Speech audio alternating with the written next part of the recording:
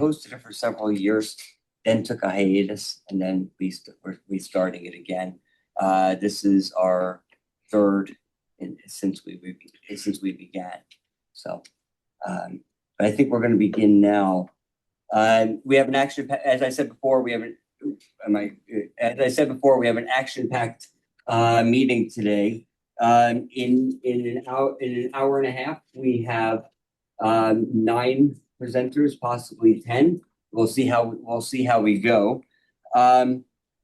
So today's meeting, we are gonna cover the globe and talk about a variety of different things from the nuclear issue to policing, and everywhere in between.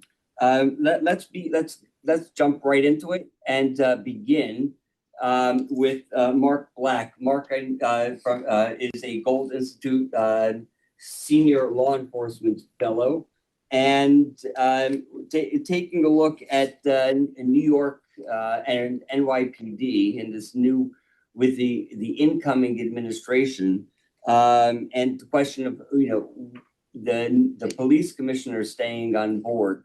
What does that mean for New York? What does that actually mean for the country as well? So, Marc, the floor is yours. Thank you. Good morning, everybody. Nice to see everyone.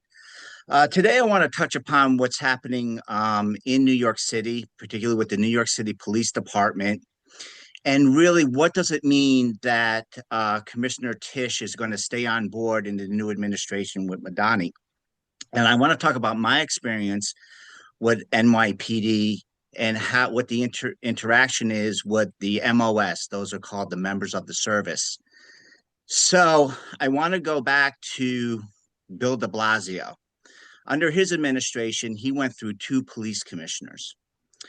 And the question, and it's very similar what's going to happen, I believe now, still speaking to friends who are still on the job, is does the police commissioners in any police department, large or small, how do they affect retention rates and recruitment rates? Because local policing is a national security issue.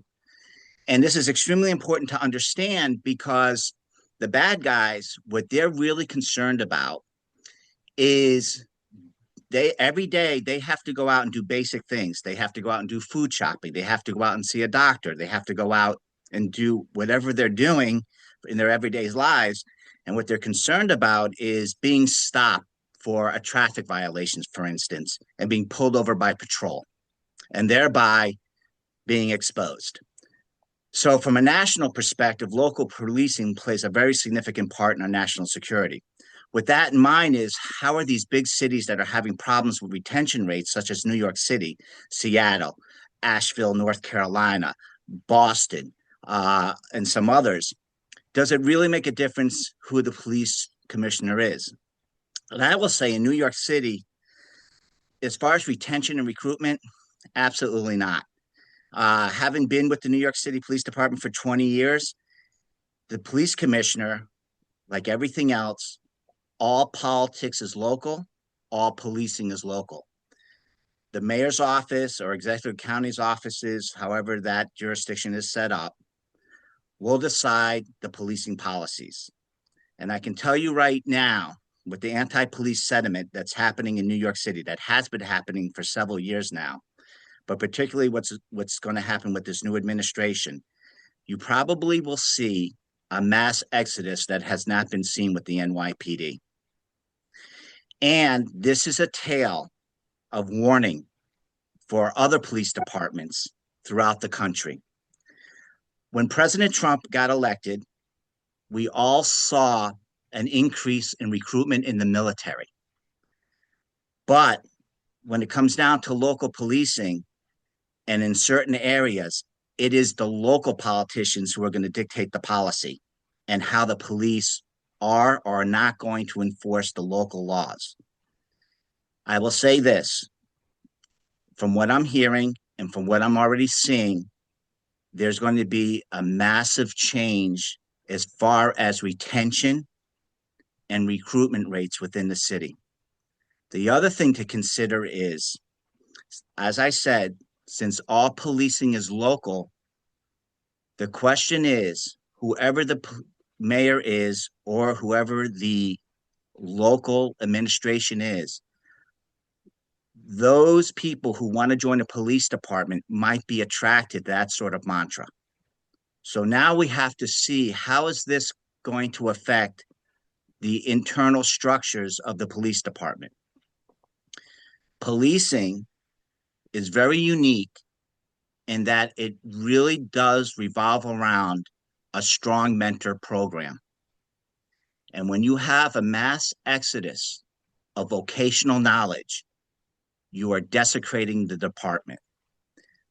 Mentorship is the backbone of training and retention rates also. Mentoring is just not for the new people coming on the job, such as into patrol. In my case, when I was in computer crimes, and also when I was in arson explosion squad and in intel and all these other assignments, even though I might have had 10, 15 years on the job, it was the mentors who showed me how the job was done and conducted on the streets. These mass exodus across the board of these police departments that are having challenges retaining and recruiting is going to greatly affect the quality of the investigative work and the patrol work. This is definitely, in my opinion, and having worked with a lot of what we call the alphabets, the FBI, ATF, Secret Service, this is greatly going to have an effect on their relationships as far as how they do investigation jointly, how they work together jointly on things such as doing security and vulnerability assessments before a high priority VIP comes in, either on the executive branch, congressional branch, military branch into a local jurisdiction. So this has great consequences. So from my perspective, even though that the police commissioner at NYPD states that she will be staying on, I do not foresee a great retention rate or recruitment rate happening in the city. I'll leave it at that. Thank you very much. Marc, let me ask you this question. And I want to, for those who are watching the attendees, I would encourage you, if you have questions, to put them in the chat, and we will share them with the speaker. But Marc, let me ask you this question. It's known and CARE, the Coalition for American Islamic Relations, they take credit for Mamdani's win. We saw in Texas that the Governor Abbott had classified the Muslim Brotherhood as a terrorist organization, something that President Trump is seriously looking forward into. How do we see that impacting policing moving forward? In particular, following Mamdani's win, we saw the Ground Zero Mosque now where they're now beginning construction or at least revisiting the mosque and so on. What are your thoughts on this from a national security perspective, given Governor Abbott as well as President Trump looking at the Brotherhood as a terrorist organization? First of all, designating the Muslim Brotherhood as an FTO is a long time coming. I believe that's great in that direction. The information sharing now is going to be incredible with that designation for the feds, drilling that down into what they can share now with the local law enforcement. Following the money, of course, is going to be really, really interesting. But then it brings back to this question. It comes back to this question. When you look at bad guys are like water. They want the path of least resistance. So now you have to say in places like Seattle, Portland, New York City, Boston, Chicago, when you go and do these very, very, very sophisticated and laborious investigations and very, very sensitive investigations, what is happening internally in these police departments if they're starting to recruit people who are now attracted to a Mamdani style individual? In other words, now is what are going to be the vetting processes as far as people who are going to be involved in these investigations. And it's going to be a very interesting question now, is sensitive material. How is that going to be disseminated? So we do background checks, especially when working with our federal partners and friends. And that's going to be, look what just happened in Minneapolis. I mean, these are things that have to be thought out before the investigation even begins. Is now what is happening internally in these police departments, or the potential to happen within the police departments. These investigations being sensitive. I have a feeling now that, and I always say this, having been involved in financial crimes as well, once you start messing around with the bad guys' money, inevitably there will be violence. Inevitably. That is the one thing that all bad guys from across the board with any crime, organized crime, burglars, fencers, people who fence properties, once you start messing with people's money, a lot of times jurisdictions underestimate the potential for being violence increase. We see this, right, with the narco trade. But now think about this now going after the Muslim Brotherhood, and if we're going after the money streams too, these people will get frustrated and act out. So I think now more than ever that in our large cities, also, like I said before, in our large cities, they want the path of least resistance like water. These recruitment and these retention levels are so low. My question is, how is it going to affect these sophisticated investigations if we're going to start going after groups such as the Muslim Brotherhood? Because remember, that talent pool, that vocational talent pool, is running for the door. Because at the end of the day, all that knowledge is gone. All that street knowledge is gone. It's just not a matter of getting on a computer and tracking things down and doing your research. It's getting to know on that particular street, who can we talk to? Behind that door in that apartment building, who can we speak with? Very quietly. Once that leaves, it is done. So it's great that we have this, but a lot of these, where are these criminals going? They want basically instability. So they will gravitate to a place like New York City or to a Portland or Seattle because there's instability there within the police departments. Okay, thank you, Marc. This is important. I know that you and I have been talking about this for a while, and I think that we'll see some more documentation papers coming on this very topic. So thank you, Marc. We're going to quickly move forward. Jeff Hoffmann. Jeff is Gold Institute Senior Cyber Fellow. You have an update. You want to talk about the Gold Institute's blueprint or national cyber strategy that we recently put together under your watchful eye. So, Jeff, floor is yours. Hi, Ellie. Apologies, I think my camera's a little messed up. But again, thank you very much. Yes, November 6th, we hosted a roundtable, and I will say with the Gold Institute, we've established a very good coalition of cyber leaders that we can reach back to and definitely work some follow-on activities and initiative. We had several participants, close to 40 at the roundtable, but it wasn't about quantity. It was about the quality of leaders that we had, including those that had just left the National Security Council. Lori Mo Buckhout, she was the former acting Assistant Secretary of War.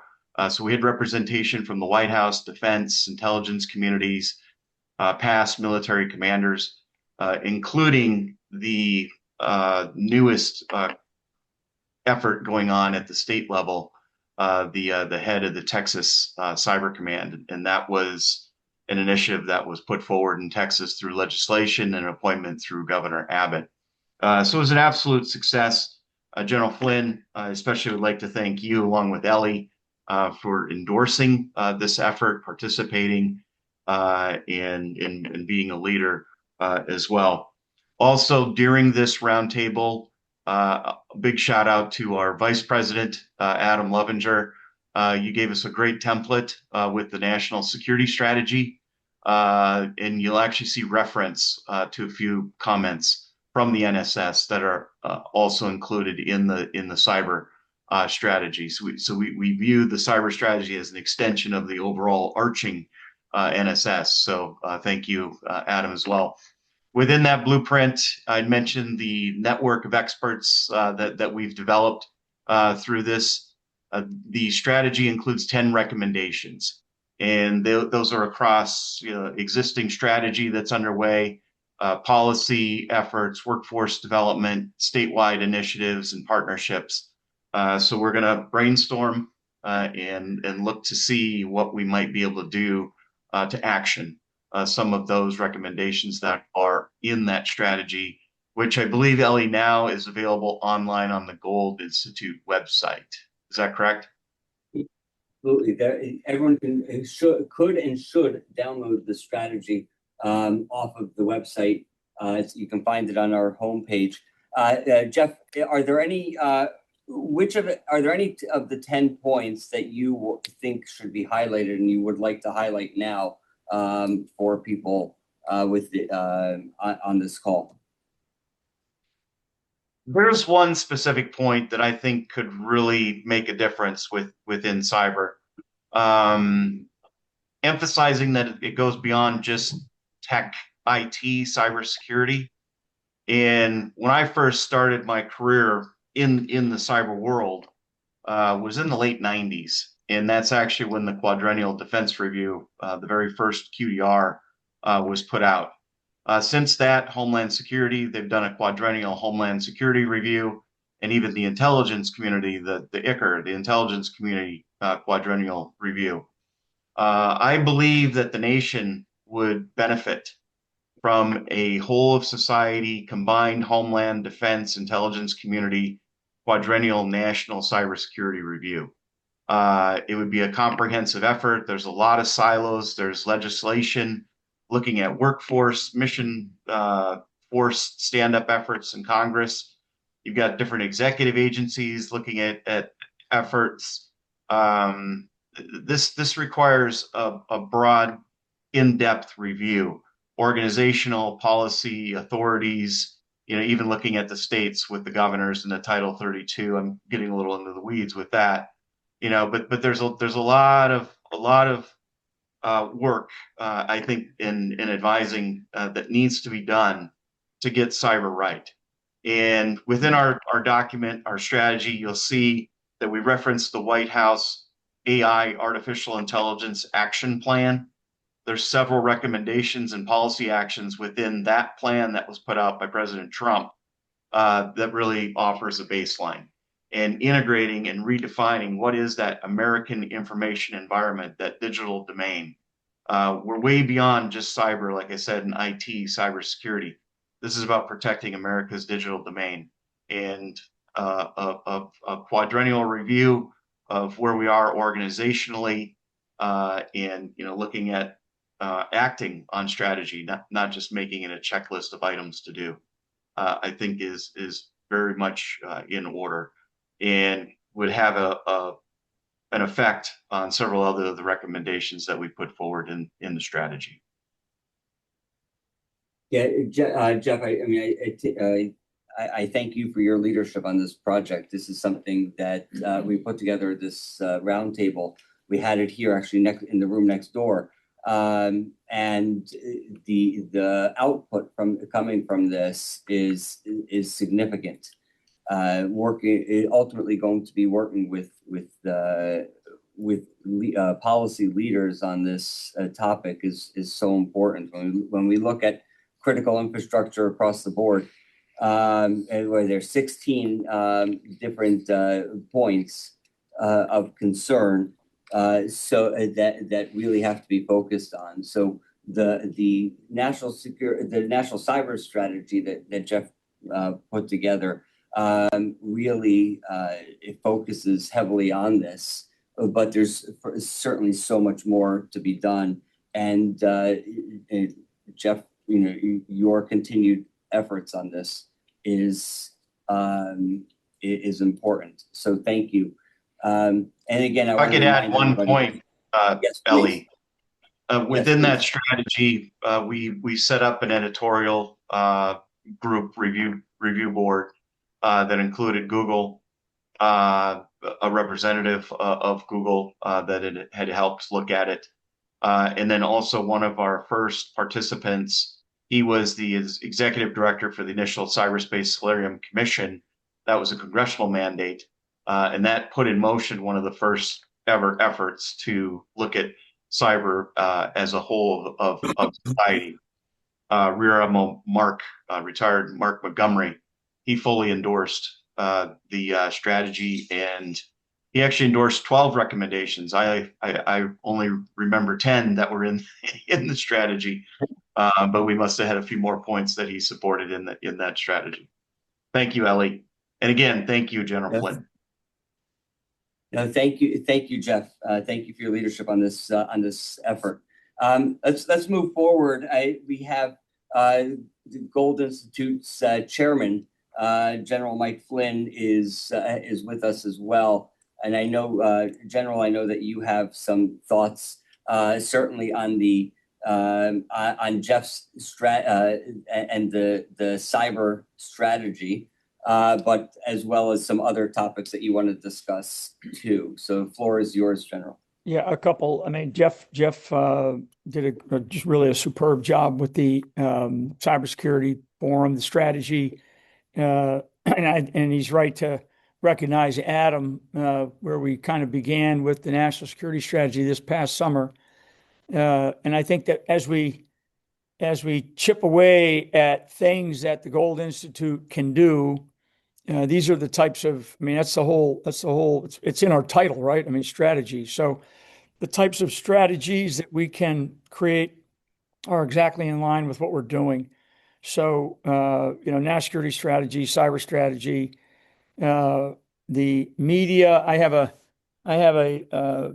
going through a sort of a final review here for really what we're calling initially the sort of the 10 commandments of a media strategy and charter, or I don't know, maybe some type of manifesto or something like that for media and how media should operate. And we're basing that on Lara Logan's great article that she wrote some time back, probably well over 6 months ago now, about how to be honest in as a journalist. So I think media or information strategy outside of the realm of defense and intelligence is something that we also should be paying attention to, because we have such vast contacts with not just here in the United States, but also globally, to include on our Gold Institute team.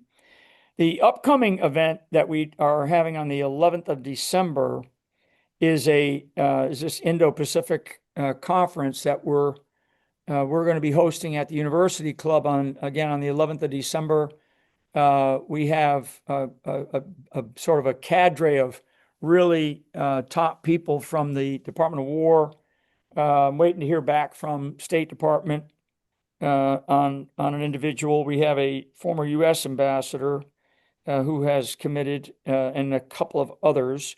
We have, I think, we will have elements of Liberty University and some of their visiting professors that are down in that are from Liberty University. I think, I'm not sure we've done a formal invite, but I'll work that today a little bit, to the Institute of World Politics. That's another educational institution inside of Washington, D.C. that may want to support us as well. But we have a great delegation to include a former foreign minister and some senior defense officials coming from the Republic of Korea. The real issue at this conference is it's to talk about the broader Indo-Pacific region, but also to then talk about the relationships that the United States needs to continue to have to be engaged out in that theater of operations. Most people don't know. We always say that we have a military force over in by treaty over in Korea, Republic of Korea. We actually have somewhere between 150 and 200,000 U.S. that are part of the government, that are government either employees or families, to include military, that are over in the Republic of Korea. So we have a significant footprint, and we have invested quite a bit since the end of the Korean War. So all that will come out. Other than that, Ellie, I'm glad that I was able to make it to this morning's forum. I just got in late Sunday here, had a whole series of sessions up in Tampa. We are looking at the possibility before the holidays to run one more small event for somebody who we came in contact with during the national security strategy event, and that's some of the regional partners from Africa, and they have come and asked a small sort of round table. So we may be putting some information out about that here shortly. If that's the case, we're probably going to be doing that on or about the 18th. And right now we're looking at the Homer building. That's just a initial heads up for those that can make it. Everybody that's listening, and we need to get the word out to all of our fellows to, I know it's coming into the holidays, but, the holidays don't start for, of course, Thanksgiving, but then into Christmas, they don't start for a little bit. People are still going to be in town up until the 19th, which is a Friday of December. So we'll get the word out. But we already have good feedback from some folks coming for the ROK or the Indo-Pacific Summit, and then the subsequent one, which we will get squared away today, and that's going to be on Africa strategies as they relate to the United States, and stifling or stopping the Chinese Belt Road Initiative. That's a big component of that conversation. So, other than that, I'll stand by for questions. So, General, let me just ask you. When we take a look at Washington, the number of conferences and discussions relating to the U.S. Korea relationship is minimal. We saw President Trump was just there. I know that you're the lead on this conference. Why now? Why is Korea so important? Well, Korea is going through a transition of ideology. We do not have an ambassador there, by the way, which is really unusual because, you're looking at Korea as, if not in the top 5, in the top 10 economies in the world. And, you can do some things on a handshake, but there's reasons why we have ambassadors overseas to be able to affect executive orders and trade deals and also defense treaties, which we have. So, the Republic of Korea, if you just look at a map, you can see how delicate of a position they sit in geographically, and with the known pressures right now on Taiwan, with the Chinese, the pressures that they're feeling from the potential for any operations in Venezuela, their desire to control the Panama Canal. These things all matter right now, and the Republic of Korea becomes much more than just a partnership in trade. So very, very important. And we're not where we need to be. Frankly, the administration is definitely not where it needs to be. And remember, trade deals that get signed today, they might take 5 to 10 years to effect, if ever. Right. And I think building the relationship now is so important for the future. I think this is something that if we can be successful today, the next administration, regardless of who it is, would have to proactively dismantle something that was created, a successful relationship that was created. So I think you're right. And now, if not now, when for this partnership. So Thank you, General. And if there are there any questions here? Okay, so General, we're going to move on, but thank you. Good. Go ahead. Okay.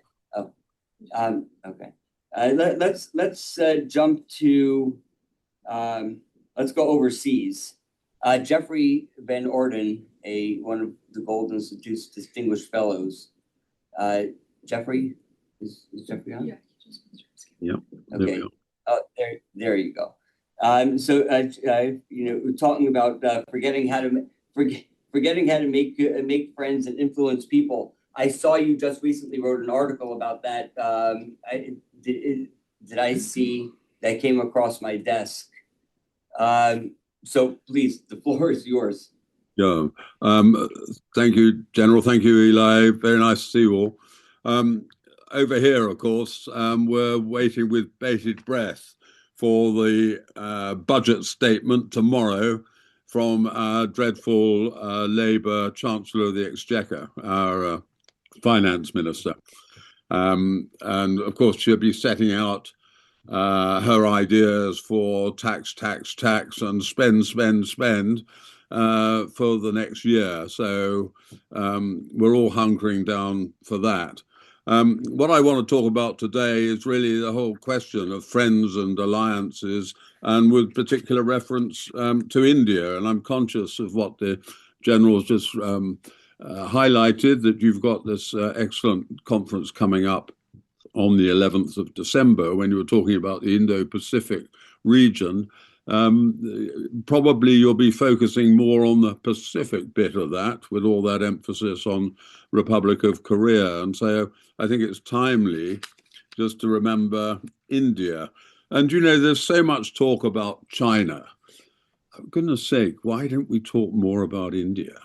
I mean, India will, by the end of this decade, will be the third largest economic power in the world. India is a country with enormous capabilities, and we need them on side. And at the moment, the West, and I use that term very broadly, the West is confronted by both internal and external challenges.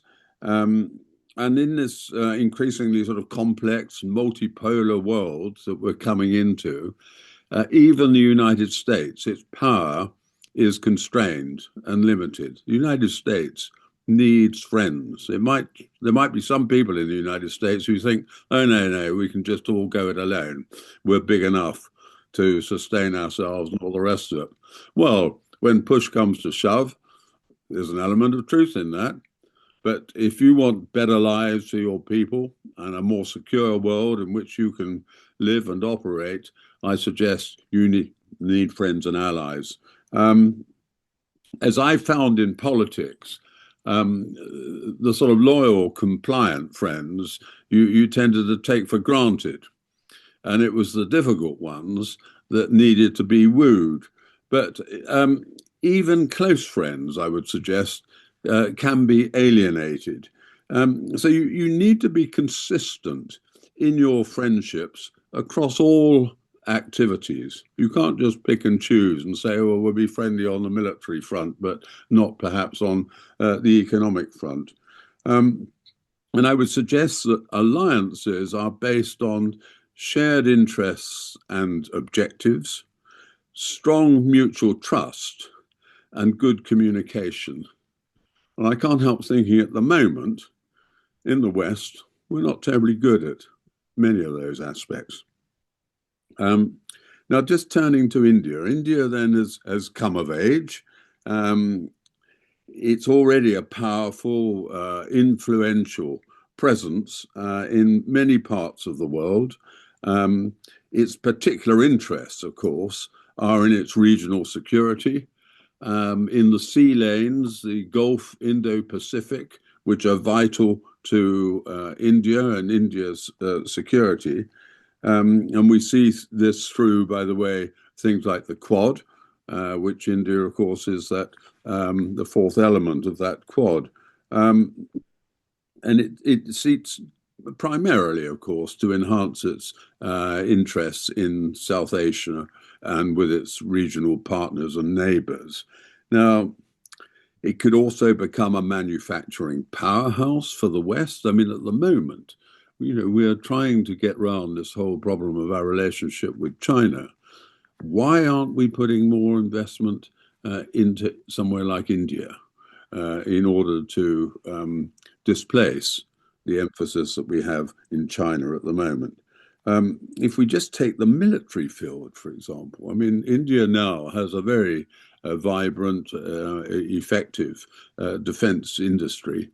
You think of the problems that we all have in the production of anything as basic as artillery shells or even drones now. When you think that one of the things we learned from this Ukraine conflict, the Ukrainians have been consuming something like 7,000 to 9,000 drones a day, something like 3 million a year. Now, Russia has turned its economy into a war economy. That hasn't happened in the West. I'm not suggesting we should go fully in that direction. My goodness, we need to do a lot more. But if we look at somewhere like India, with its capacity and its potential for mass production, how they could help us in the mass production of things like drones. So that's another area we need to be seriously thinking about.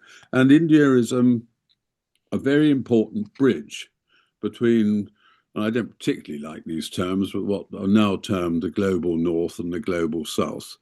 But India is very influential in the global south and can be very important from that point of view. And of course, from India's standpoint, they look at potential friends and allies, and they want to see what can they actually bring to the table. Well, there's no doubt in the case of the United States what they bring to the table. I think some others, United Kingdom and that, we've got things to bring to the table as well, militarily. But India will be looking out at the world in that respect.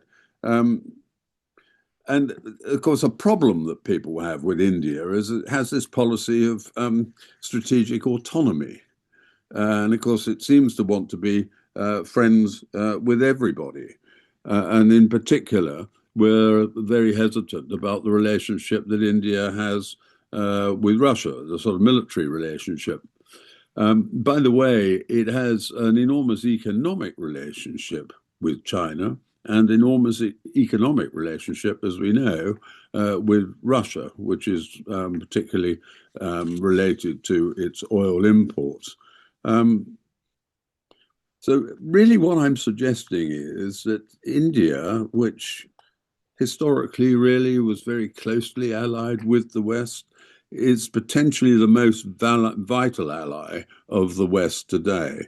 And particularly as we come into this world of competition between what I might call the aggressive autocracies and the liberal democracies that actually are concerned about the well-being and the economic prospects of their own citizens. In our countries, we actually care about our people, and we try to look after them and do the best for them. I think in these other countries, people are just items that can be used and abused. Now, specifically, of course, we're now in this age of tariffs. And of course, India has been hit very strongly by President Trump's tariffs. And that's already had an impact on exports to the United States. Well, that could be part of the objective from the US point of view. So it's disrupted trade. It's encouraged India to diversify its economic partners and its trading partners. And if we don't look out, that will mean increasing its relationship with countries like China. But above all, I think this sort of broad application of these tariffs has destroyed trust. And as I've said earlier, trust is one of the vital ingredients of a strong alliance.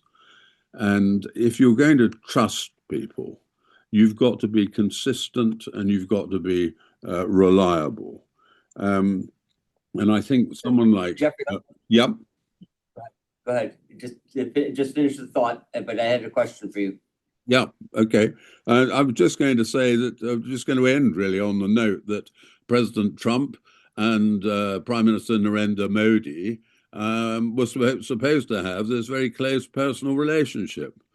And I'm not sure what impact this latest bout of tariffs and that with India is going to have on that. So really my point is India is important. We need to be a little bit more refined in the way that we deal with a country like India. We want them on side. Over to you. No, I I appreciate that. You know, one of the questions that has always when people approach me and we say we have to move away from China, I always the question of course becomes, and where do you go? And of course the answer always is India. India has the capacity to replace China. The concern, of course, that the concern that I always have is what happens in 20 years from now or in 30 years from now when India no longer likes us. Of course, at least from my perspective, would be how do we diversify away from China and not put all our eggs in the India basket. So that's certainly something that needs to be considered as we look. But you're 100% right. You know, the relationship with India really has to be focused on and see how we can certainly further the engagement. I think we have time for one question if somebody had one. Do we have? Okay. So, but Eli, can I just respond to what you've just said? Because General Flynn has sowing the seeds now for the relationship in 30 years' time. I mean, I think this is what's vitally important. I mean, no. Our democratic values are enormously important, and we need to put more emphasis on this, and we need to cherish it more in our relationships with a country like India. This is what will distinguish us from these other people. 100%. Hey, let me just make a comment because I completely agree. And Geoffrey, if you can, maybe what we can do is we will, if you can make it and zoom in on our conference on the 11th, I actually would like to get these types of comments into that conference if that's doable. So we'll work that. We'll work that with you to be able to zoom in and maybe spend 10 or 15 minutes making some comments about India.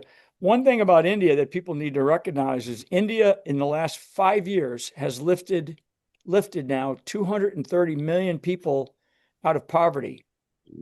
And that's almost our entire population, certainly more than our entire adult population in this country.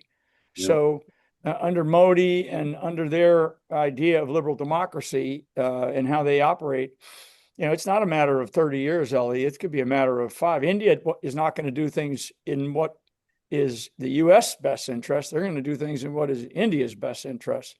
So, they don't want to. That's why they're formed up with the BRICS as an example. They're not buddies with China. They have all kinds of border issues and other issues with China, but they joined a consortium because the United States failed to see the long-term vision of you use the word multipolar. I would call it economic plurality as we go forward into a world that is going to go to a function of digital currency, like it or not. And so how we apply it here in the United States, remains to be seen. But India is already, they are well on their way, much smarter than we are in terms of how they're going to get there. And, and they don't put up with a lot of the nonsense that we put up with. It doesn't make their system better than our system. It just is what it is for a country that will be, probably the leading superpower. And, remember, they're a nuclear power. The leading superpower for, potentially this century. Everybody's looking at China. Everybody's looking at the U.S. and all these other Russia. It is India who are their leaders are very smart. And a good friend of mine is actually the policy of the domestic policy, to be very specific, domestic policy advisor to Modi. Known him for a while. And these guys have a plan. And, and they're much more longer term thinking. So I appreciate Geoffrey, what you just talked about, because it's so powerful. So if you don't mind, we'll work offline on getting some time for you to maybe to address that conference. Yeah. Thank you, General. Yeah, I mean, I think we've got, if I may say, we need to treat India, and at the moment the leader of India is Narendra Modi. We need to treat them with respect. Yeah, we need to see them 100%. as a top table power. At the moment, 100%. they're just in the shadows, so to speak. 100%. I see my friend Dan McFarland there too. Dan, thanks for showing up. I'm sorry I missed you, and we'll stay in touch. Ellie, back to you, buddy. Thank you, and thank you, Geoffrey. Let's move on to Alexandre Dufresne, talking about the fighting the 21st century production war. Alexandre, the floor is yours. Thanks, Ellie. Thank you, General. Hi, everyone. Nice to meet you all. I've been attending as an observer some of the meetings that have happened in the past years. So a quick background on me, just so everybody understands where I stand, where I'm coming from, and why I'm here talking now.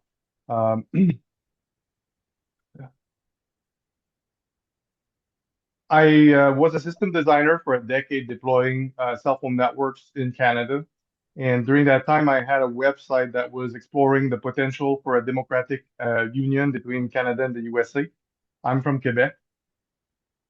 And this is how I met Ellie. This is how we became contacts. And since then, I pivoted to a second decade of being a consultant in 7 industries across like best-in-class organizations for the government, different sectors of the economy, technology management, operational technology, IT, AI.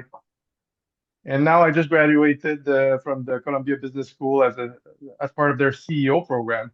And the reason why I did that is because I have my startup, a venture, which is a frontier tech. And this is why I'm here talking today. I would not be here without this.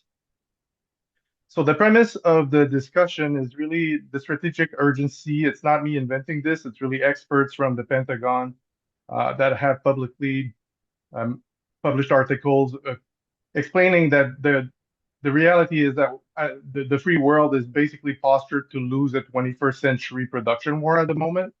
There's no like obvious solution to this imbroglio. And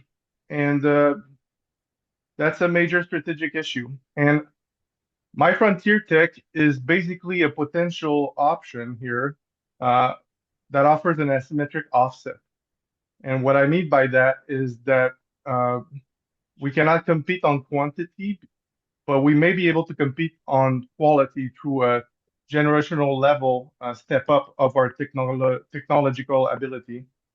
And my company is called Conglomerate Astrogravitics, and the main breakthrough is the ability to provide localized artificial gravity without relying on rotation or anything like that. It's really a localized field that provides gravity. And what this does is it completely counters the health impacts of being in microgravity or low gravity.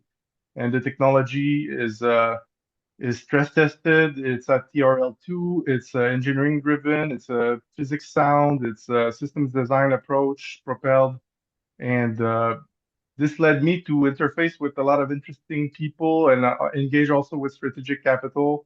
And these things are ongoing from a commercial civilian point of view. This is where I'm at. But what happened is, thanks to the Gold Institute for International Strategy, I became introduced with Neptune Shield, the innovation hub in Virginia, for the U.S. Navy and the Navy SEALs. And I went there. They invited me, and I had a backroom discussion with them that was very interesting because they said, "Look, Alex, gravity's fun. Everybody likes that, but beyond this, what can you do with your tech? Like if you say it's a breakthrough." And I had spent 0 seconds thinking about any of that, and I didn't look at that at all. So I went home, I did my homework, I ran my technicals, the technicals of the AG system against like the military applications, and boom, a lot of breakthroughs came out of that, military derivatives that are pursuable and achievable on an express timeline. And that involved, so that became what I call program Far Ground, which is like a set of projects that could be kind of looked at and that severely disrupt like military capabilities in a very asymmetric way by bringing 22nd century technology into our timeline really fast. And it involves kinetic simulators, silent propulsion, coil guns, spaceships, short runways, high efficiency orbital uplift, stuff that has existing constraints that prevented all of those things from ever being like efficient or working as a solution are being solved by the core breakthrough of my artificial gravity technology. And that's the main premise here that I wanted to put on the table. So as part of this exploration of program foreground, I started like investigating, okay, so if I interact with the Pentagon, how would that work? How could this be structured? And there's like basically three bureaucracies that I want to talk about that are basically major showstoppers from the get-go to get this done quickly enough that the autocracies would not spy and then duplicate and replicate the effort and maybe manufacture everything faster than we could. So the legacy primes, they're really great. And before I want to premise this before I talk about the bureaucracies, like it's full of excellent individuals inside them. I'm talking about the systemic like pressures and processes that are in place that really kind of are the problem, not the people inside, but the processes. So the legacy primes, they provide like a really nice, high advanced value for different initiatives in the aerospace sector, the defense sector, but they are also bloated, wasteful, and the cost plus model kind of incentivizes them to not deliver value, but just stretch the dollar. And it's worked in peacetime when there's no like real competition from emerging blocks, but now we see even in India, we're losing a grip of friendship with them potentially. And Silicon Valley is the other thing. Silicon Valley, they're like software people cosplaying as defense contractors right now. They became like cash traps, so they're a bit desperate. They try to reinvent themselves. They latch on to the appropriations from the defense. At least they're trying. It's not really working. And then the Pentagon, which itself is kind of very structured, as opaque and difficult to access in terms of appropriations. And me as a non-American, basically dealing potentially with like really specific frontier tech, I would have to deal with proxy companies. So to be able to operate in the defense space in the US, which would basically wrest me operation control of my own company. And that's not something that I want personally, because like the tree that grows the apple wants to continue growing apples, doesn't want to have its branch cut off so that the branch can try to grow apples.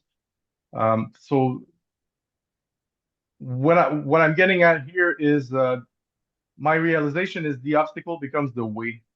And what I realized as part of that research is that the fact that I'm not American is actually an opportunity and advantage here, because when you look at it from the perspective of a non-American, there's a number of mechanisms within the US right now that exist at every level that can be leveraged to kind of create an accelerated pathway for this kind of across-the-board comprehensive reset with a fast-track program. And I'm not going to get into that here, but the idea is I've got like some really extensive documents that I'm going to bring on December 11 in person and deliver for consideration, because I believe that there is this pathway. It's very aggressive, but it's like it's lawful and it's kind of well defined. It's a really sophisticated argument that I'm making in those sets of documents that I'll be bringing.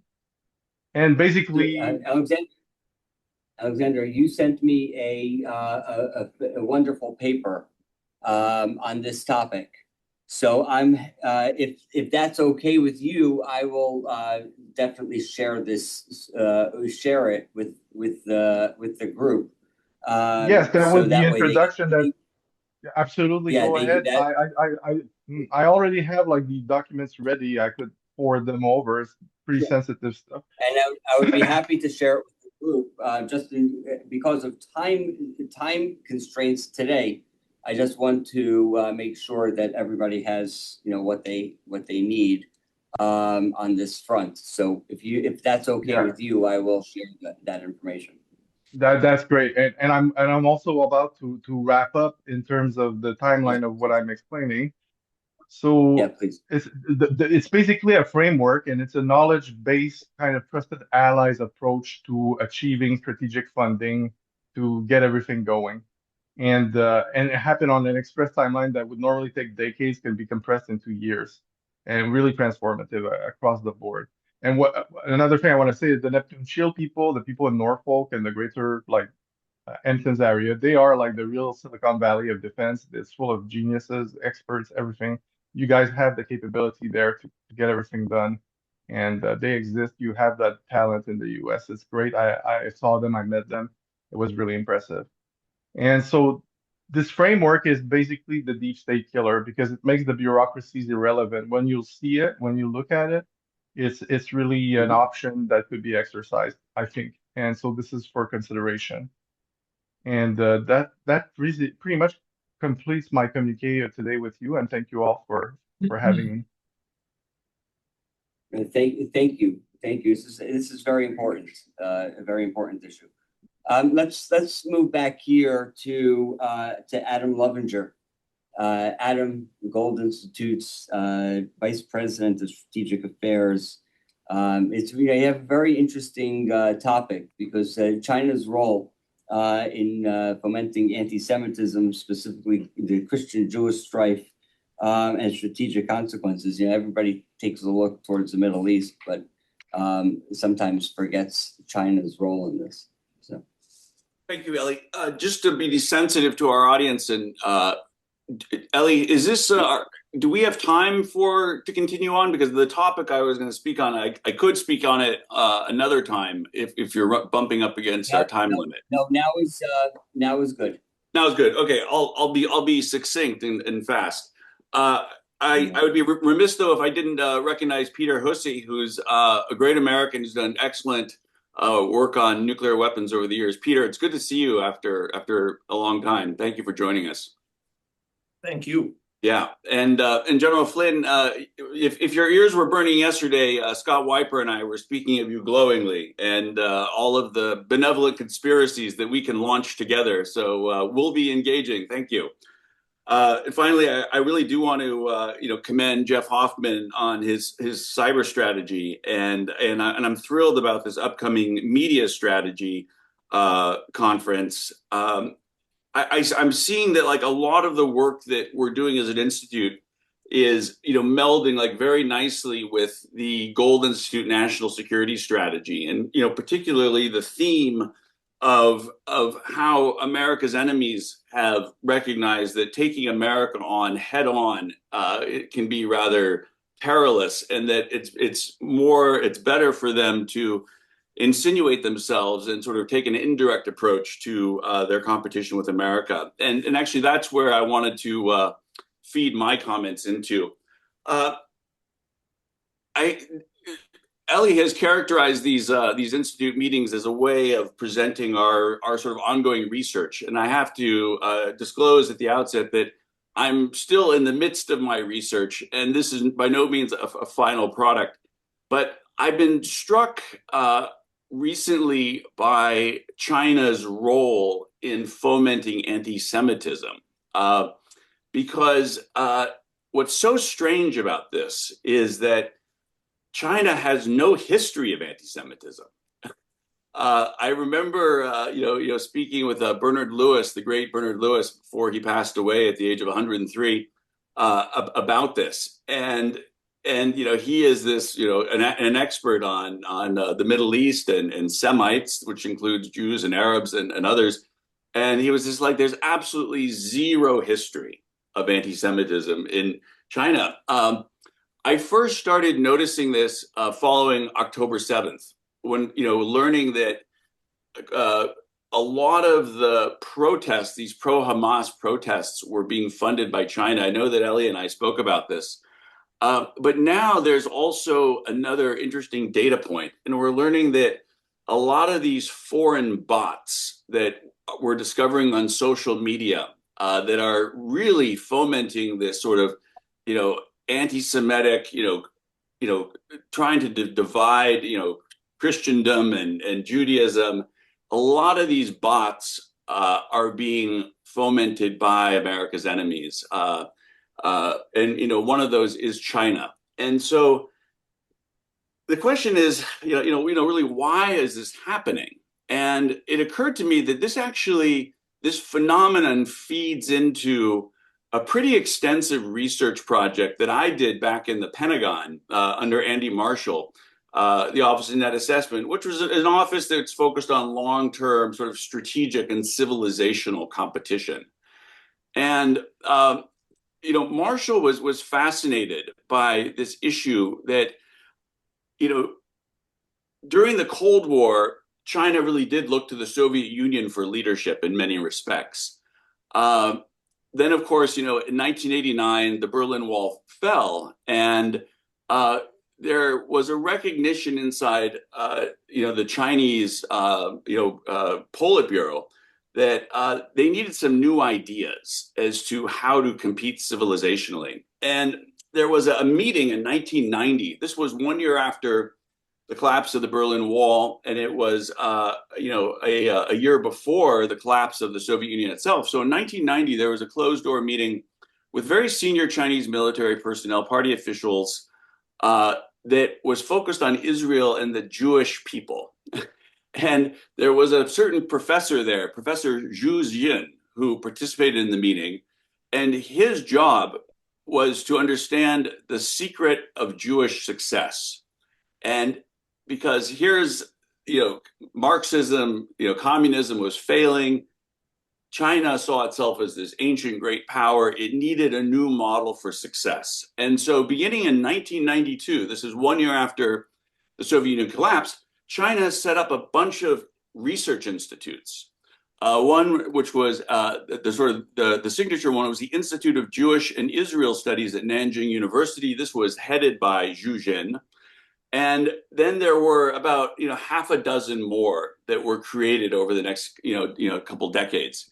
And the purpose of these institutes was to really understand what is here are the Jewish people. How have the Jewish people, this ancient people, survived all these years and flourished? Because this is a model that China was interested in adopting. So what did these institutes find? First, they found some good news and they found some bad news. The good news was that the Communist Party of China was encouraged by similarities between Jewish and Chinese culture, both ancient, very pure civilizations with a direct connection to supranational powers. In the Jewish context, having had a direct, connection through Moses, to God, and in the Chinese context, really having this mandate directly from heaven. The other thing that was very encouraging for their research was that Judaism was not seen as threatening to China because there is an ethnic component to it, and there's a non-evangelical component. So it wasn't something that would threaten ideologically, China. The bad news from this research conducted at the Institute of Jewish and Israel Studies at Nanjing University was that China could not adopt this, quote unquote, Jewish secret to success. There are many cultural reasons for this that they determined. One of the researchers, Zhu Jin, found that China had this sort of cultural tendency to find right and wrong answers, which the Jews, of course, know there's a lot of nuance and Talmudic differentiation that doesn't fit into these things. This is one reason why Zhu Jin recognized that there were no Chinese winners of the Nobel Prize, from the mainland, because there was something culturally they could not have the intellectual sophistication and creativity to go places that were that were like more subtle. One of the interesting byproducts of this research initiative is that there was this discovery that while China would have a very hard time adopting this quote unquote Jewish secret to success, they were fascinated to learn that from a civilizational standpoint, that every great power that has attempted to destroy the Jewish people have themselves been destroyed. And they go through, ancient Egypt, with the Pharaoh, of course, the Assyrian Empire, the Babylonian Empire, the Seleucid Empire, the Roman Empire. They look at the medieval European powers, how Britain expelled the Jews in 1290, and then really suffered tremendous collapse. They look at the Inquisition, 1492, the downfall of the Spanish Empire. They look at how in the Russian Empire, both amongst the czars and the Soviets, that when they were persecuting their Jewish people, they collapsed. This is when they really went downhill. And of course, Nazi Germany, which has never recovered. And in some respects, those who were complicit in the Holocaust, that those most complicit have suffered the greatest civilizational collapse. So while the Jewish people could not be seen as a model for civilizational success for China, China did recognize that if it could only turn China's enemies against the Jewish people, that they could destroy China's enemies indirectly. And I believe this is a big effort behind this fomenting of anti-Semitism right now. It fits precisely with China's ancient strategy of indirect warfare, Sun Tzu's Art of War, which prizes deception and psychological warfare. To me, and of course, I know General Flynn has mentioned in the past, China's unrestricted warfare doctrine, generating this strategic momentum to shape the battle space. It looks to me that because China has no history of anti-Semitism, it cannot be that it is seeking to destroy this people and this culture that they admire, but instead is seeking to destroy its enemy, which I believe, and the Chinese themselves talk about this, is Christianity, because Christianity within China is the greatest strategic threat to the CCP. They've been struggling since the collapse of the Soviet Union, and really the discrediting of Marxism and communism, that there's no more ideological basis for the Communist Party of China, for the People's Republic of China. But there is this alarm that Christianity is growing rapidly, and it's like the only real beacon for the souls of Chinese to look to. It's very compelling for the Chinese people. And, as we've discussed before, even in our national security strategy here, China spends more on its internal police than it does on the People's Liberation Army, because it is so worried about its internal cohesion and the role that Christianity, plays in threatening that. So all of this is to come back to this theme that I think Jeff Hoffmann, has articulated very, very brilliantly in his cyber strategy, which I think is very relevant to our upcoming media strategy, is that there's a new realm of infiltration of America's enemies, and that is into the social media war that we're seeing right now between that is this sort of or someone is calling Christian Zionism a brain virus and a horrible thing. This rise of anti-Semitism, I believe, is really very much part of China's unrestricted warfare. I think that other countries are also behind it, other enemies of America, and that there are this is fueled by foreign bots, fueled by the economics of social media, and there's plenty of people who are willing to cash in on that to fuel this Christian anti-Semitic war, and it's very, very damaging to the United States. It kills three birds, and I'll end with this, Ellie. It kills three birds with one stone. Yeah. It internally destroys Christianity, which is really the hope of the Chinese Communist Party. It's dividing the Republican Party, particularly the next generation of those who are supporting Turning Point USA and Charlie Kirk's memory, turning these people sort of, against really, the heart of conservatism. And ultimately, it undermines Western civilization as a whole. The Jewish-Christian alliance is the moral backbone of Western democracy, and China and our enemies are directly targeting it. So I know that's a lot, Ellie, and I'll end there. Adam, we have there are two questions, but for you, so kudos to you on that. But I will say, it sounds to me that the best way to, from what you're saying, the best way to defeat China is to enhance the U.S.-Israel alliance. But that's, we can come back to that. We have two questions. So Jeff Hoffmann, you're on the screen. So you go first, and then I have one here written. I just wanted to thank Adam for bringing that point up. Also at our roundtable, I wanted to highlight one initiative that we emphasized in the strategy. We had a guest from Messiah University in Pennsylvania, and he talked about the Center of Excellence, the Cyber Center that they have at their Judeo-Christian University private school in Pennsylvania, and we talked about the culture for workforce development in cyber. And Marc, thank you. I remember my days during the Veterans Day timeframe, the parade, working with the NYPD commissioner when I was at McGuire Air Force Base. So could you imagine? I teach at New York University cyber course. There's cyber programs at Columbia.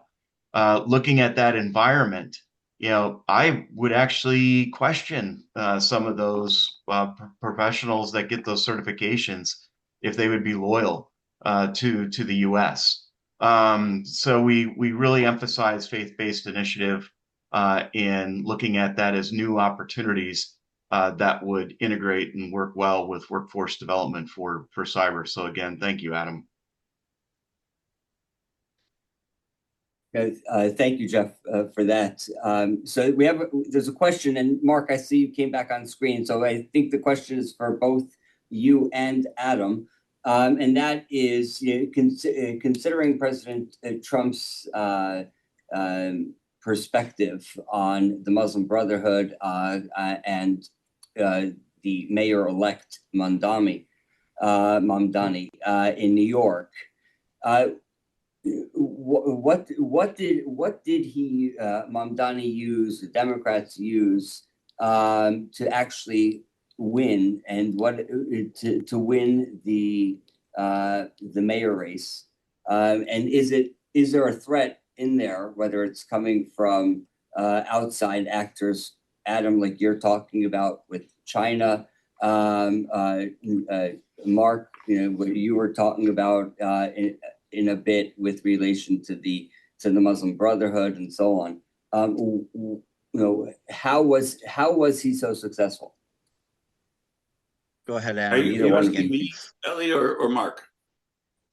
Adam, why don't you go first, and then since this is your spot, and then we'll go to Marc. Well, I'm sure Marc knows better as a New Yorker and a guy who spent all this time in New York. I mean, my overall sense is that there's really a weaponization of ignorance.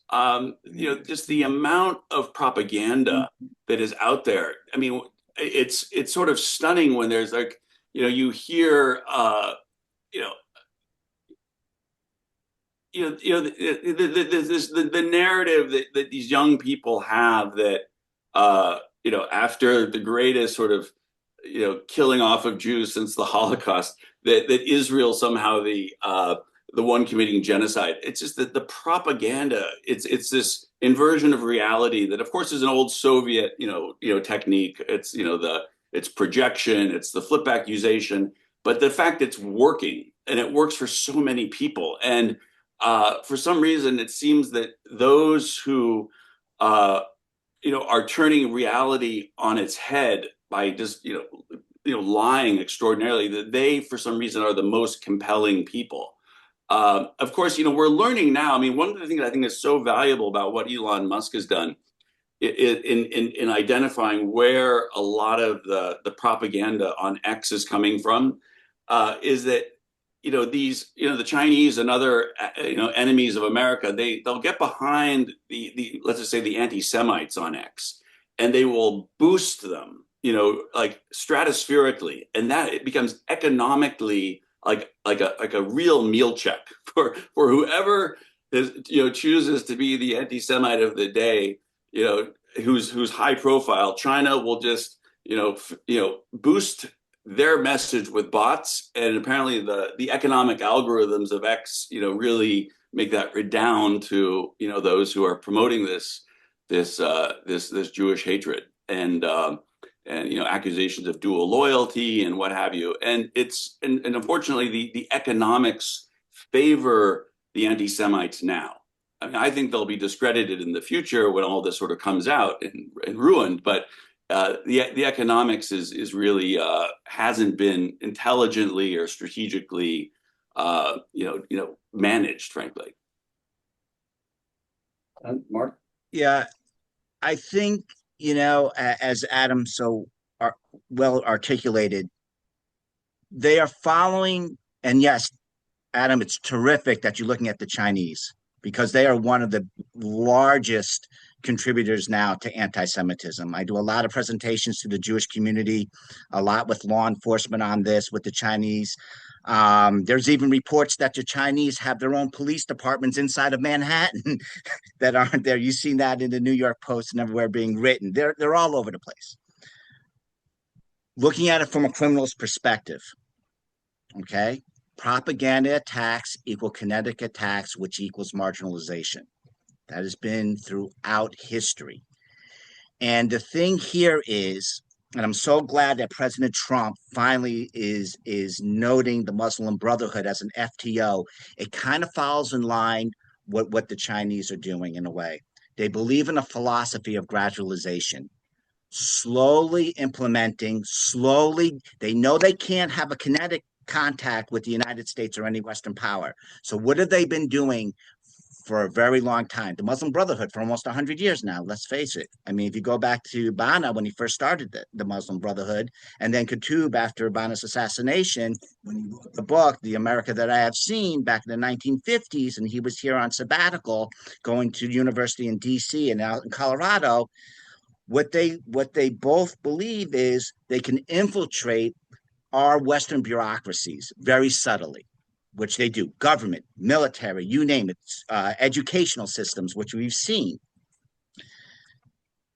The money that is coming with the Chinese and is not being checked, and also by other parties as well, is amazing. Who is checking these higher educational institutions of foreign monies that are now entering the campuses? Who's vetting this money? Who's actually physically responsible for vetting the money and vetting that, okay, we're going to have this particular institute on campus? That's the check and balance system. The thing is, you asked about how did Mandani get into power? The bottom line is they understand how to manipulate the social media very, very, very well. And when you have a messaging system that's being supported by millions and millions and millions of dollars, you are hiring some of the best and brightest people who know politics, know the social media networks, know how to move money, know talking points. So these adversaries are here. They're all throughout our systems. We've seen this. We just saw another example of what's happened in Minneapolis on another vein. But as long as they're using the philosophy of gradualization, then they have the long game, extremely long game. And it's like, and I will preface this like this: when you look at these groups, you have to look at these groups as organized crime in a way. The way that they know they're hiring the best attorneys, they know sophisticated financial systems and how to move monies. They know the street. They probably even know the bureaucracies better than everybody here. They know it. They're entrenched. So this is going to be very difficult, not to just win, but just to put a containment component. How do we contain this to begin with? That's the question. Elliot, thank you. Elliot, sorry. Just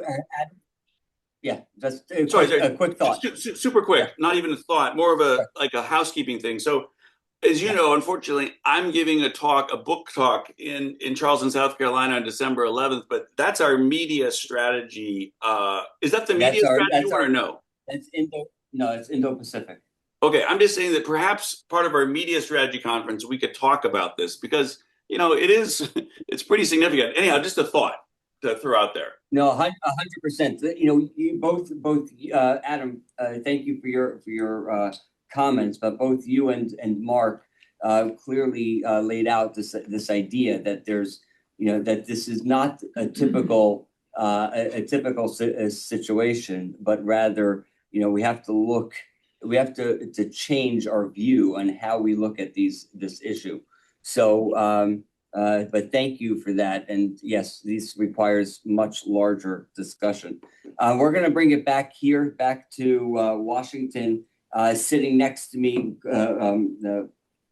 batting, I guess, not cleanup, but cleanup. Peter Huessy is the president of National Institute on Deterrence Studies. I think we're going to go to the media as well, but keeping it real. And Netflix's series on dynamite, called Dynamite. What I want to talk to you about is the information warfare coming from Hollywood. If you remember a number of years ago, the Hollywood scriptwriters for TV asked all the liberal organizations, what can we stick in our shows? And if you notice, almost every show, somebody doesn't have healthcare. And a lot of other shows, if there's a budget problem in the police department or doesn't have budget cuts. These are two tropes that are very common. That was, you had a great story and you interspersed political stuff. Well, now they've gone 180 degrees in the other direction. Dynamite, along with Oppenheimer and Annie Jacobson's book on nuclear war, are what I call the abolition trilogy, is they make up a story that is political and then put a narrative around it that has something to do with either like an adventure, like a Clancy movie, or something real like Oppenheimer. Oppenheimer, they made Edward Teller the evil guy who developed the H-bomb rather than abolishing nuclear weapons.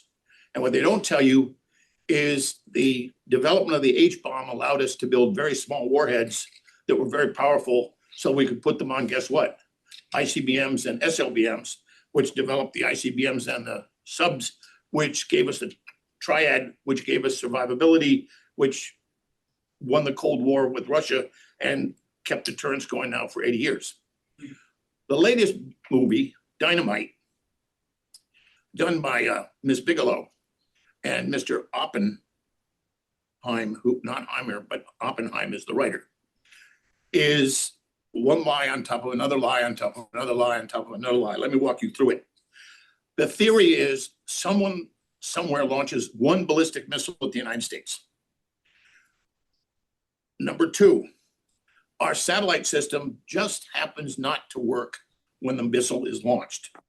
So the idea of someone launching a missile saying, I guess the Defense Support Program satellites, they won't work. And therefore they won't know where it comes from. Well, then the thing is streaking across the Pacific and the satellite system goes back on and we see it and we go, holy shit, it's going to Chicago. And then they say, well, let's go talk to our friends in Greeley, in Alaska. They'll shoot it down with our missile defense. Oppenheimer says, take all the tests we've done, 61% work. But in this case, one missile doesn't launch from the Greeley and the other one misses. Well, they got 44. They don't shoot anymore. They both don't work. And now here's the scenario is they look at what's going on in the White House, they look at what's going on in Stratcom, and they look what's going on in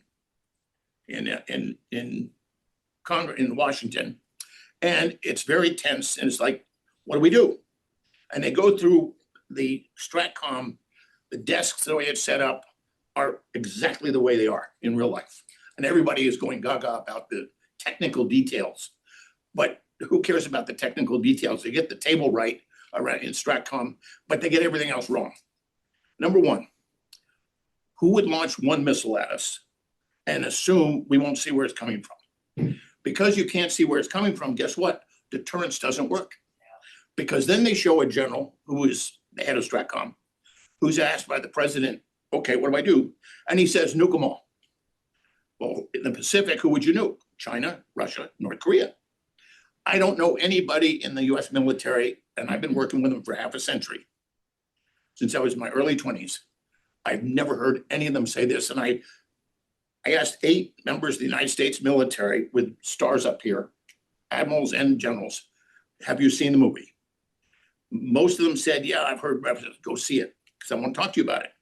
Every single one of them, I'll tell you who they are, but every single one of them, the first 10 minutes, they all said exactly the same thing. They got so angry at the scenario number 1, which is stupid.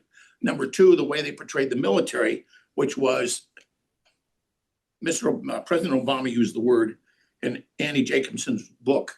He says, the military will jam me up, meaning they'll make me use nuclear weapons as my only alternative if we're nuked. In Annie Jacobson's book is the North Koreans launch a couple rockets at us. We think it's Russia. We go all in to Russia. Russia goes, holy shit, and they launch everything back at us. So Annie Jacobson's book is nuclear deterrence is, she says, mad, not mutual assured destruction. Mad as in crazy, and get rid of it. And I'm one of the few people who took her to task. And now she's asked, well, what do we do? She says, I'm not an expert on that. But this movie is, you're sitting there and you're saying, the warhead doesn't land in Chicago. We don't know what happens. We don't know how many people are going to die. We're just kind of left with, but what's the message? Deterrence doesn't work. Missile defense doesn't work. Our entire system set up to prevent nuclear war, which has prevented nuclear exchanges for 80 years, doesn't work. And then Ms. Bigelow is, if you look at it, there are a lot of, she is interviewed by everybody. She and Oppenheimer, the writer. And they have movie guides put out by the arms control community that say this is what you're meant to think. And it's all abolition, abolition, abolition, and don't modernize our nuclear deterrent. But here's the kicker. They go over and over again. They say the president of the United States is the person of the sole authority to use nuclear weapons. And we have a dangerous, reckless guy in the White House, or we could, hint, hint. And therefore, we can't give the president that authority. We have to have more than one person, okay? Speaker of the House, vice president, I don't know. And then they emphasize there's no time to make a decision because the rocket's going to be here in 25 minutes. So you don't have any time to make a decision, but we need to add more people into the queue who have to approve this. And you don't want to approve it because nuclear deterrence doesn't work. It's too dangerous. So the theme of Oppenheimer and then Annie Jacobson's book and then this one is a political theme that nuclear deterrence is bad and the American strategy doesn't make any sense. And that what's the substitute? Question mark, blank screen. You can't get to abolition tomorrow. So what do you do in the meantime? Which is what my argument is. In the meantime, you have to have something. And what do we have? Nuclear deterrence. But it's also deterring conventional war, which could lead to nuclear. That's why Ukraine such a problem is there are people who think that Putin's just bluffing. Other people think he's deadly serious, given the fact he has between 2,000 and 4,000 theater nuclear weapons, and they're all aimed and can reach every point in Europe. So 20 million people watch Dynamite on Netflix, 20 million. And the media have run with it, as they did Oppenheimer, as they did Annie Jacobson's book. And it's aimed at the heart of our deterrent, which is the heart of our strength as a country, without which, you ask any American general or admiral, if nuclear weapons are used in a conventional fight, we lose. They may not win, or we may, but we can't prevail if it goes nuclear from conventional. And that's every military officer I know, if you go look into their testimony before Congress, that's why they're trying to figure out what they call nuclear conventional integration is, can you fight a conventional war if the other guy is using nukes? And we have gravity bombs in Europe. That's it. In terms of conventional, we have none in the Pacific, none in the Middle East. So you have to fly into Russia, get over the target with a bomb, with a fighter plane or a bomb bomber and drop it, which means it doesn't get there very quickly. The Russians can shoot it down with airplanes or missile or air defenses. So we did this in 1991 when Bush 41, God love him, said we're withdrawing all our nuclear weapons that are in a theater from the world, except for we'll leave some in Europe because Europe was going crazy, going, we're abandoning extended deterrence. And now we're seeing what's going on in Korea. We see what's going on in Japan. People are wondering, are you withdrawing your nuclear deterrent? And the answer is no, but we did that back in 1991. So this is a campaign that Hollywood is leading. That's also coming from the academic world, but all the arms controllers. They haven't been able to kill nuclear modernization since Obama basically wrote it in 2010, and we agreed to it, the Senate, and Senator Kyle negotiated with Jim Miller and said, okay, we're going to put it in writing and we're going to put it in the defense bill as law. You're going to build the triad, you're going to build NC3, you're going to do all the warheads at NNSA, which is now law. So it's not sufficient, but it's absolutely minimal we need. We need something like a cruise missile with nukes on or whatever, which we're building. But to me, as someone who's been doing this since I was in my early 20s in the Senate, this is a campaign to denuclearize the United States, not the rest of the world, because they have no interest, none at all. I mean, we can't get North Korea to not have nuclear weapons, let alone try India and Pakistan, which would be one heck. That would be an effort. Is could you get them to denuke and then have other nuclear powers protect them? So to me, Hollywood is leading this along with academic world and the arms control groups, and it's not subtle. I think that there seems to be a theme here based on your comments, and thank you for them. And I know you wrote a paper on this, and I'm going to share that as well. I need to edit it. I forgot the word "not." Well, on missile defense. So I'll wait for the edited version. But there seems to be an overall theme with the comments that you're making, the comments that Adam Lovinger had made through media as well. There's a larger non-conventional war taking place. Yes. And something that is a great threat to the United States, something that we really have to begin paying attention to. And I think that was the overall theme of today's discussions here. So I want to thank everybody for joining us for our meeting today, our strategy meeting. Just as a note, there will not be a meeting in December. It is the day before New Year's, and I figure people will probably rather be somewhere else than here. So, but yes, so for that, thank you for joining us. But Larry Cunningham does have a question. Yes, please. So I want to thank all of you, General Flynn, Adam, some of your brilliant insights, but from the perspective of what does it mean long term? A lot of folks, want immediate answers, and they have a difficult time projecting 10 years, 20 years out. And many have an even more difficult time looking at a strategy that forces the thinkers to look long term. I have this parallels a lot of stuff I'm researching and writing, but I guess my question is, and it's a question for Eli as well, do we have an intelligent ear, candidly, or an enlightened mind at the White House where we can impress upon the policy folks to understand this? This is incredibly disturbing to me if it's not handled properly. And I know policy and there's a lot of bureaucracy involved, but I'm all in on this. This makes sense with everything I've learned in my life, but I worry about folks that make the decisions. It's just like intelligence. You have all this wonderful information, but the person that makes the decision whether this is going to be implemented, that's where the rubber hits the road. So there may not be an answer now, but I really would like us as a group to really find an intelligent ear, an insightful ear that can process some of this, maybe not right away and say, gee, this is a red flag. This is a fire that's starting and it may become an inferno. Yeah. General Flynn, did you have a comment for Larry on his. You have to unmute yourself, General Flynn. Unmute. Sorry. Yeah, Larry, that's your anxiety. I'll describe it as that is akin to mine. What you're really highlighting is the decision-making process by the President of the United States.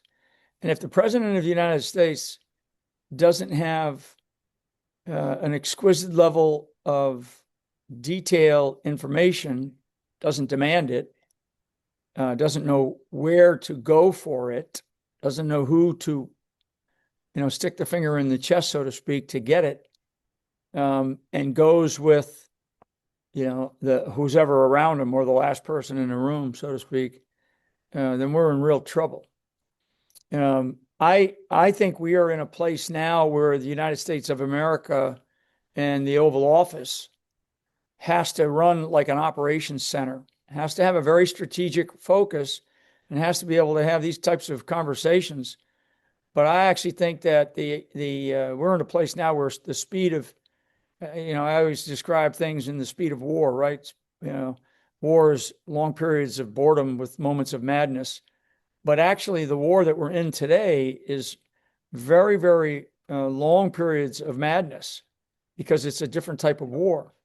So in order to manage the war better, you have to operate physically and certainly intellectually at that speed. And so it doesn't mean that the president has to be in the ops center all the time, but somebody better be in that ops center all the time. And it's kind of like, for those that, and maybe Dan, you might have done this, you might have seen this in the Pentagon, but I definitely, visited it every single day, was the National Military Command Center down in the bowels of the Pentagon, because half of the people that were down there worked for me. And this is where the nuclear command and control coordination for the country, operated from. And in a second, I could get, what was being described earlier about nuclear war. I could get an answer on anything that I wanted regarding our nuclear capability, what was happening globally, the posture of Russia, China, everything. I mean, we just had an incredible, again, an exquisite level of detailed knowledge. Not perfect, but much, much better. But it was an operations center, and it was manned every single day, 24 hours a day, 7 days a week. And the person who manned it, the person who led it, was a flag officer. And these flag officers were there, on a Christmas morning, on New Year's Eve. I mean, 24 hours, 7, right? The intelligence officer that ran the intelligence component was a 06 level usually a former command level person. So some really talented people. I haven't been in that location in a while, but if we're not running the White House and we're not running the situation that we're facing today, as Adam Lovinger correctly pointed out about China, we're not moving at the speed of war that we are in. Okay, so if I were to sprinkle fairy dust, over on 1600 Pennsylvania Avenue, it would basically be to create an environment that ran 24 hours a day, 7 days a week, that that actually to a degree taught the president, because the presidents aren't necessarily like military guys who are driven, commanders who drive intelligence. But intelligence is, and I'll finish with this, intelligence is a piece of information that has a little analysis. An intelligence operation is vastly different. And so we must run intelligence operations, and I'm not talking about at the CIA or at the DNI, at the White House. Intelligence operations that are blended together with massive policy decisions. And I had a great briefing when I was in D.C. actually I was there through Saturday morning, had a great briefing from one part of the Department of War now, from one component, that how they're tracking the execution of executive orders.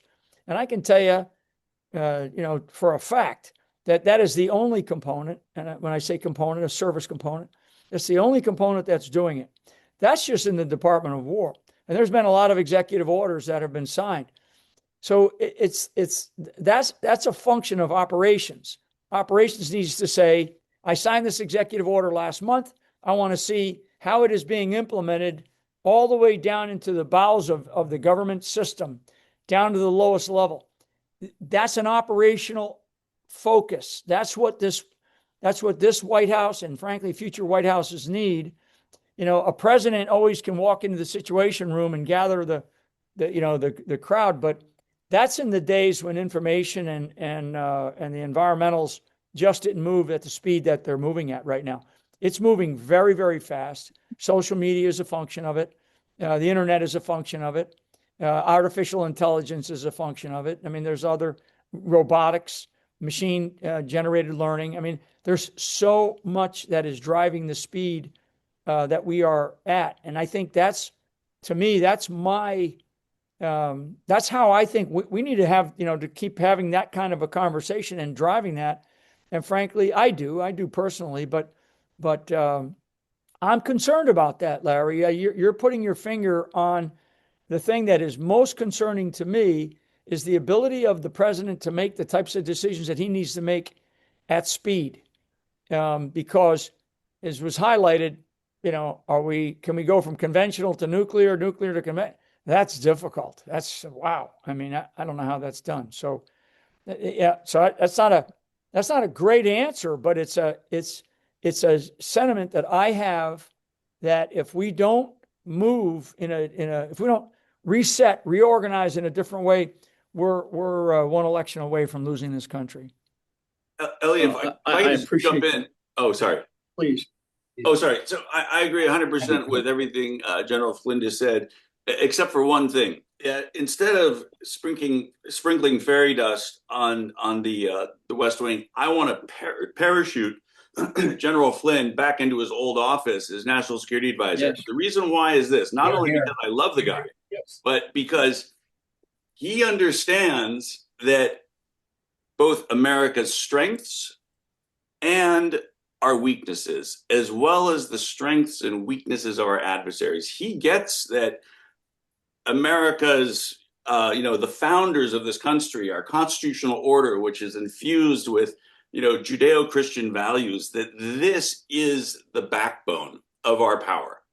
And that is why, the Chinese are trying to, foment, Christian, quote unquote, antisemitism and divide the West like they are. And they're triangulating to do this so desperately because they know that as long as we're strong and we remember who we are and what our founders believed and we adhere to that, they're dead. I mean, Charlie Kirk, I have to be a little bit, I'm a little bit embarrassed. Before Charlie Kirk was assassinated, I did not know really who he was. But then I started to listen to what he had to say about the brilliance of the founders and how they were, versed in the Bible. And, they saw themselves as the new Israel, the new Jerusalem. He really got it. And that is why there's this concerted effort to destroy Charlie Kirk's legacy, because he spoke to the youth of America, the patriotic, Judeo-Christian loving, Western loving, Enlightenment loving, Constitution loving youth of America. This is why his reputation is being denigrated by people who considered him, who used to say that he was their friend or whatever. It's really, really dangerous. But there are few people besides General Flynn who understand the unrestricted warfare that our adversaries are using against us. It's very indirect. It's not linear. It's very, very sinister, but also America's vulnerability to that, but also America's strengths and how we overcome that. And so for me, no fairy dust, but a parachute directly into the old office of the West Wing. Well, I will add to this. I mean, I just say that first of all, for all those who are on a time crunch, this conversation appears to be continuing. So feel free to leave as you need to, because I know Peter Huessy has some comments as well. But one thing that I'm noticing as everybody makes their comments, we are adding further to the concern and the issues that we're fighting against in this war. that we're discussing, because Adam, you're talking about understanding the importance of understanding the values that our founders had for this within this country. And there is a concerted effort, both in the not just on the university level, but within the grade school level, the K through 12, to subvert that and to remove that understanding from our the population. And this is a larger war here. And it's not simply within the Pentagon or in the White House or anywhere else. And, with each comment, we're adding another layer of this war that we really need to have a larger strategy in dealing with. And this is something that's going to take, this is going to take maybe a generation or more to balance and to counter back. Oh, one last comment. All of us would be really remiss if we didn't talk about the emergence of AI. That's another discussion. But I've read several books on it now, and that's a tool for the expedient people that are lazy, frankly, want an expedient answer. People that don't have the depth of thought or vision that most of you do. And so I consider that a very dangerous piece as well. Last thing. I remember reading a couple of years ago a book. It's at a basic level, but it talked about, the title was Physics for Presidents. Presidents make a lot of decisions about things, infrastructure, money, trade, whatever, and many of them are ignorant of some of the basic laws of physics. So they make these decisions, and I'm sure we could sit here and name off several. But I'm thinking, in addition to the Golden Foundation's effort to get a good ear over there at 1600, I'm wondering if another thought would be, maybe collectively we could put something together, intelligence for presidents, because it's in some respects, with all due respect, there's some vacuous thinking going on over there. That's all I have to say. And Peter, you have I want to echo what General Flynn said, and he's 100% right. Two issues. The only net assessment we've done of our nuclear deterrent was done in 1983 by Andy Marshall. I have a copy of the unclassified. It's about 34 pages. And what it looked at is how does the Soviet Union look at its nuclear forces? How do they look at it? What do they think we, the United States, think about it? And it's extraordinary, but it's never been done since, because it got leaked to the Washington Post and they went nutso. They called it a war document. Like we were trying to find out how to win a nuclear war. Crazy. But second issue. In this business, a lot of my mentors retire in the military. Number have recently retired, and I've talked to them. I said, what is your number one worry in the nuclear business? And he said, every one of us in the nuclear business, civilian and military, take this as the most urgent issue we are facing, but nobody else does. And particularly, she said, both said, the service secretaries don't take this seriously. There's no urgency. Mm-hmm. And to me, yes, I do space, nuclear stuff, and missile defense. Because the bad guys, as Dory Gold from Israel once said, he wrote a book called The Clocks. He gave a speech on this, is the bad guys have their own calendar and they have their own clock. And it ain't our clock. And they don't share it. Someone once said yeah, you got watches, but we got time. It's somewhat is the bad guys get to vote, and the president can't rely just on his own diplomacy with people around the world to keep these clocks from going too far as it is. So in my mind, what Gold Institute could do is this question of urgency. Second is, when the president says, go do this, we could do an enormous service by saying, are we getting it done? For example, a friend of mine is now head of the Geological Survey. He's got 8 executive orders to basically map our minerals, mine our minerals, and process our minerals of which the top 30 are between 70 and 100% processed in China and mined around the world. And that's, China has us by the you know what. And it's impossible to do anything because you can't build an automobile in America. You can't build a cell phone in America. You can't do a jet fighter in America without these raw minerals. And there's 450 million acres of land in America that Mr. Biden took off and said, no oil and gas development, no mineral development, no grazing, nothing. Now, Trump has now put those back. That doesn't mean our national parks, but these are the kind of things I wrestle with, which all you guys wrestle with, but we could really do a tremendous, get established within the White House, somebody whose job is follow the executive order. Who's doing what, when, where, and what's their calendar? Because this, we have a president, we got 3 years. And if the House flips, we got a year. So and General Flynn, I've invited you through your staff to come speak at my nuclear deterrent seminar series on this subject. And I'll be back in touch with you on that, sir. Sounds good, Peter. Thank you. And thanks for being there today. Thank you, sir. Thank you, sir. Thank you. And I thank everybody for joining us today. This was a very important, very informative meeting. And as I like to, I mean, I see so often happens, much of the substantive discussion actually happens after the meeting. So thank you to all those who stayed until the end.